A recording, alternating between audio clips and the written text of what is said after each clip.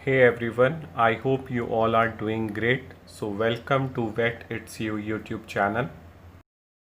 In this video, we will continue our discussion about the zoo animal production and management.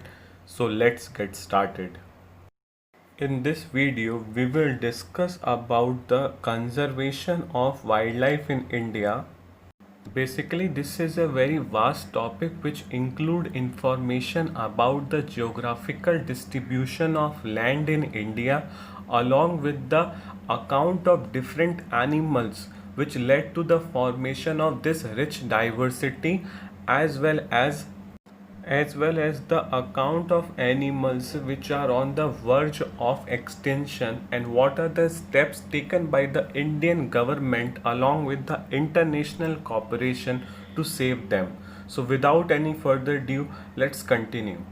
So first of all, our proud country, India, is the seventh largest country in the world and Asia's second largest nation, with an area of about 32,87,263 kilometer, with a national border of 15,200 kilometer and a coastline border of 7,516 kilometers.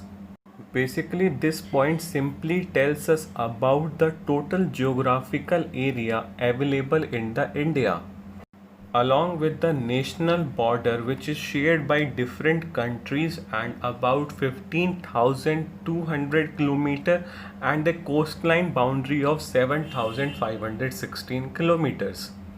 Moving to the next, as you all know that India is subdivided into 28 states and 8 union territories, where about more than 1 billion people resides, which shares the 16% of the world's population. Basically, this was all about the administrative division of India, but the way that concerns the relationship of living organisms to one another and their physical surrounding, India can be divided into the three main regions such as Himalayan mountain system, the peninsular India sub-region and the tropical rainforest region. तो यहाँ पे बस simply यही बताया गया है कि total area हमारे पास है 32 लैक्स के करीब, जिसको हमने डिवाइड करा है एडमिनिस्ट्रेटिव पर्पस के लिए और इकोलॉजिकल पर्पस के लिए। एडमिनिस्ट्रेटिव पर्पस में हमारे पास क्या है 28 स्टेट्स और 8 union territories and ecological purpose के लिए हमारे पास 3 रीजन्स हैं, that is Himalayan mountain system, peninsular India sub region and the tropical rain forest. Our country India is blessed with the God's grace as it provides us the different natural gifts such as the Vedant forest or the green forest, the water-stocked Himalayan range, the grassy pastures, productive estuaries, rich coastal fish resources and bountiful river system. These all are the God gifts that provide the sustainable environment for the different animals as well as the human beings. But here's the concern. Basically, today India contains 172 species, which is about 2.9% of the world's total number of the threatened species, a list provided by the International Union for the Conservation of Nature. And this 172 species include about 53 species of mammals, 69 species of birds, 23 species of reptiles and 3 species of amphibians. But this list is not stopping here. The species which are getting threatened day by day is increasing with a rapid rate. Moreover, the extinction is threatening all the species, but most of the time the smaller animals like bats and the rodents face this threat more than other animals. The reason behind this threat of extinction faced by the smaller animals that most of the time we tend to focus on charismatic and flagship species like lion, tiger, elephant, which usually fascinates us. and this made us to ignore the smaller animals like bats and rodents and led to their extinction. Here is a great saying that success in evolution is measured in the term of survival and failure by the extinction. For an example, that for surviving, if an animal adapt himself or herself with the changing surrounding and made itself adaptable with the corresponding changes, then he or she may survive the changing or unbearable conditions of the environment, which is marked by their survival and the success. Otherwise, the animal will extinct.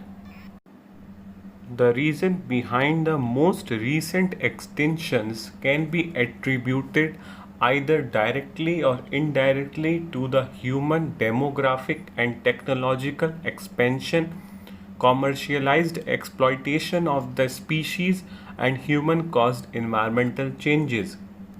And these all factors adversely affect the reproductive rate of endangered species and their adaptability to the changing environmental conditions. Basically, it simply tells that more or less the expansion of the human involvement in the environment creates the imbalance which adversely affect the environment and made it unsuitable for the different species and make them to stand at the verge of extinction. Along with this, the expansion of the activities of human beings in the environment give rises to the global warming, which may cause the extinction of 15 to 37% of the species by the year 2050. And this is the matter of the great concern and the attention, as this may attribute to the loss of about 1.25 million species. And unlike the other environmental losses like forest fire, etc., this loss cannot be reversed because Mother Nature doesn't give second chance to the biodiversity. It is simple as that if we lost the germplasm of the particular species, we cannot obtain that species in the future.